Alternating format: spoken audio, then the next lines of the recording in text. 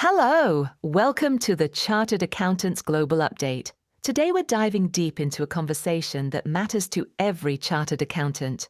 Whether you're just starting out or you've been in the profession for decades, we're talking about resilience, well-being, and how we can thrive in an increasingly demanding profession. This episode is a deep dive into the latest Difference Makers Discuss Live conversation with Brad Hook and Declan Scott, who co-authored the groundbreaking Global Resilience and Wellbeing Report for chartered accountants worldwide.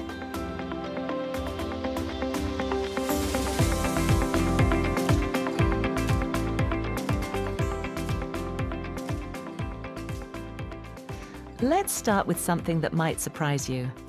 The inaugural report found that chartered accountants possess remarkable strengths: creativity, altruism, and curiosity. As Brad Hook pointed out in the episode, people don't often acknowledge finance professionals as being kind, curious, and creative, but these qualities shine through in the profession. The challenge? We don't always extend that kindness to ourselves. The report also revealed some concerning patterns. Multitasking, hypervigilance, and sleep difficulties were significant challenges across the profession. And here's the critical insight: what we practice becomes who we are.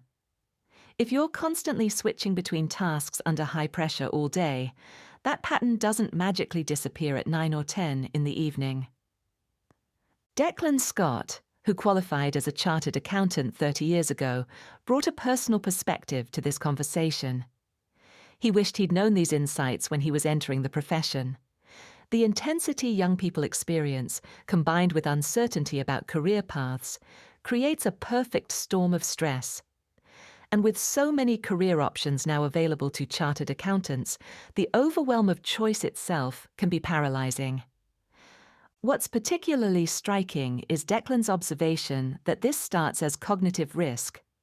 Our minds become overwhelmed first, then our bodies follow.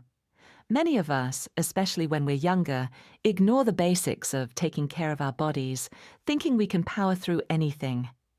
Now here's where it gets really interesting. Let's talk about the generational challenge facing the profession. The traditional approach has been to drill multitasking and constant availability into people from day one, especially in public practice. Time is money, after all. But research is telling us something different. Brad Hook shared that even the best performers in the study scored only 31% on effective multitasking. Think about that. The best of us are struggling with what we've been told is essential to success. And for younger workers, particularly Generation Z, anxiety levels are rising. The introduction of smartphone technology has fragmented our attention spans to an alarming degree. Recent research suggests adults can maintain focus for just 47 seconds before becoming distracted. That's about the length of your average social media reel. So, what's the solution? Both Brad and Declan emphasized that these are learnable skills. The key is shifting from a pure performance mindset to a growth mindset. Leaders need to adopt a coaching approach, understanding what motivates each team member and helping them connect their daily tasks to a larger purpose. One of the most practical concepts they discussed is monotasking, the opposite of multitasking. Instead of trying to do everything at once, create rhythms throughout your day. Time for deep work and flow state. Time for connection and meetings. Time for emails and communication. Not everything all at once. Let's talk about flow state for a moment, because this is where high performance really happens. Brad outlined clear criteria for cultivating flow: a clear goal, skills that match the challenge, the right amount of time, typically up to 90 minutes, and minimal distractions. McKinsey research shows that in flow state, we're 500% more productive. And it's not just about productivity, it feels intrinsically rewarding. Brad suggested starting with Friday Flow at 11 a.m. Check your emails first. Then from 11 until lunch, work on your most important, not urgent, tasks. Google Maps and Gmail were invented during this kind of focused time at Google. Now, we can't talk about resilience without addressing sleep. Declan shared a powerful analogy. In Europe, when farmers changed their clocks, they start adjusting cow milking times 2 minutes per day, 1 month in advance, so the cows aren't disrupted. Everything in nature works in rhythm, yet we expect humans to ignore these natural rhythms and stay constantly switched on. Sleep is one of the biggest contributors to energy and leadership presence.